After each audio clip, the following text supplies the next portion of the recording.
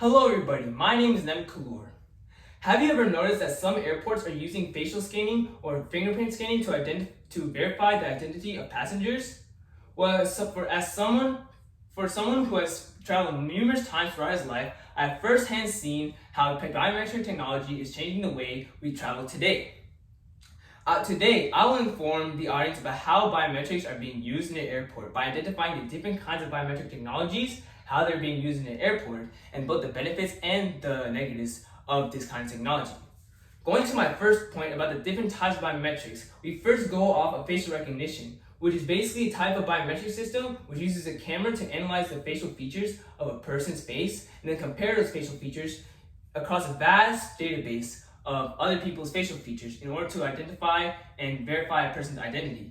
According to the Transportation Security Administration, this is crucial as it provides access to these areas such as check-ins, security gates, and even boarding gates.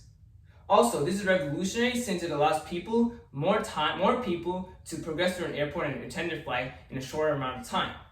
Also, fingerprinting is very beneficial as it is used for immigration and border control.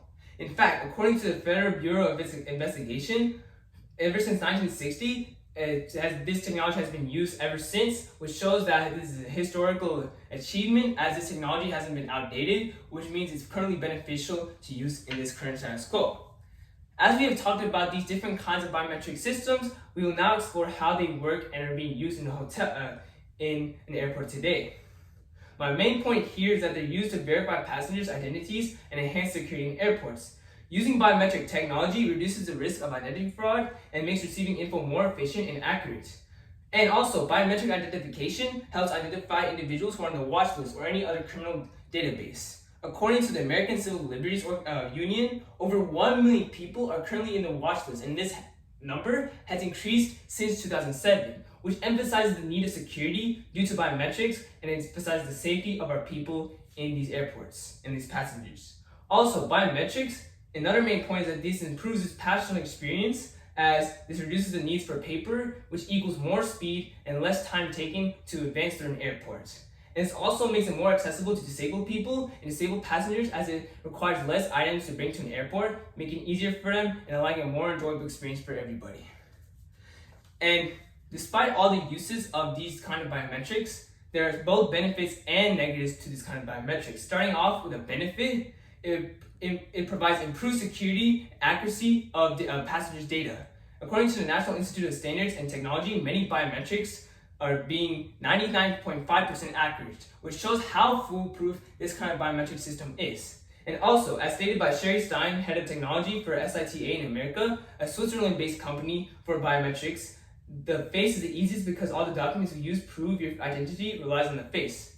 This shows how this kind of technology is easily being administered today because the face is the main form of identity and makes it easier to use for airports. Also, one negative aspect of this biometric technology, however, is privacy concerns.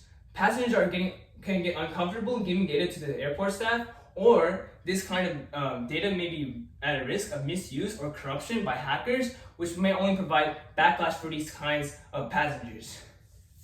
In retrospect, I have informed you about how airport biometrics works, including the types of biometrics, how they're being used in airports, and both the benefits and the negatives of this kind of biometrics. And it's important with both of these benefits and negatives of tech in mind to consider both to make an option about what your stance is on this topic. Thank you for listening.